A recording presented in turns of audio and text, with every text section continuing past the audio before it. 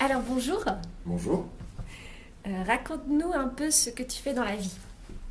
je suis chercheur, je fais de l'enseignement et je suis passionné par le Moyen-Orient. Tu viens de sortir la version enrichie des idées reçues sur le livre. Ah bah tu peux nous montrer le livre? Le voilà. D'accord, on verra un peu plus en détail après. D'abord, c'est quoi une idée reçue?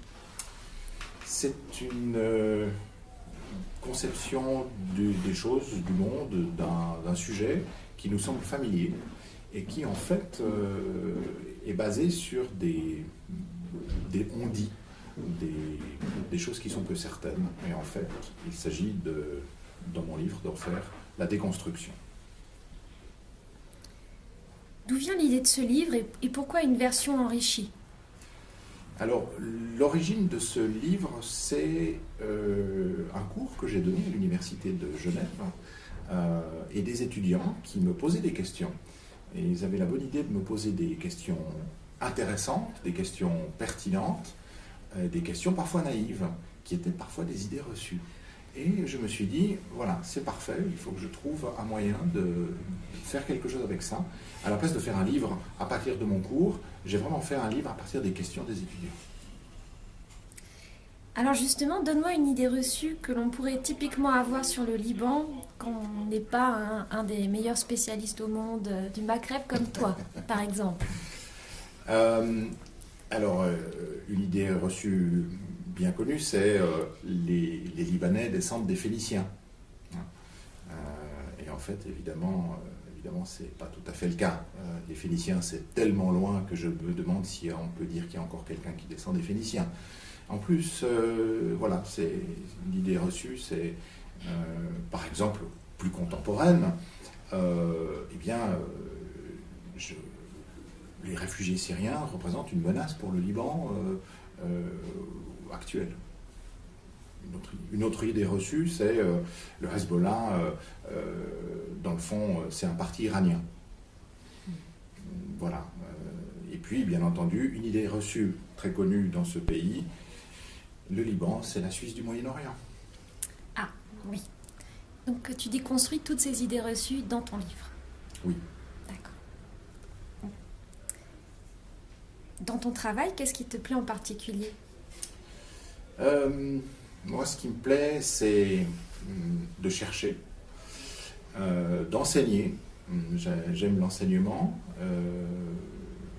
et faire des entretiens, faire du terrain et, bien sûr, écrire. J'adore écrire. Et peut-être que j'écris un peu trop, mais j'écris.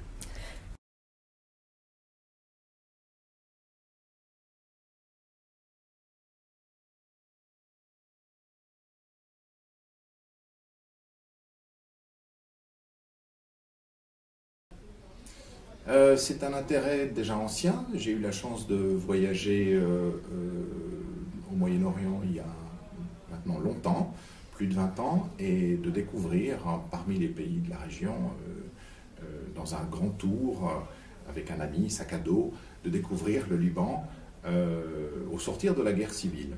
Et il n'y avait rien de plus frappant pour un esprit d'un petit Suisse comme moi, qui finalement a un peu tout dans la vie, de voir des gens qui ont presque rien dans la vie. Et ça a constitué, je crois, le point de départ d'un intérêt, d'une passion et d'une volonté de comprendre. Et tu y retournes quand? Si tout va bien, le printemps prochain, et j'espère être invité. Quels sont tes projets pour la suite?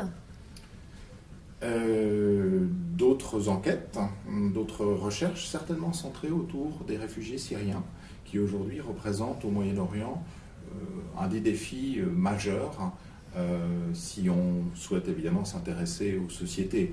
Et je pense que les sociétés connaissent des bouleversements sociologiques et les réfugiés syriens ont partie liés à cela. Et bien entendu, pour moi, ce qui m'intéresse, c'est aussi les régions frontalières. Je m'intéresse beaucoup aux questions de frontières.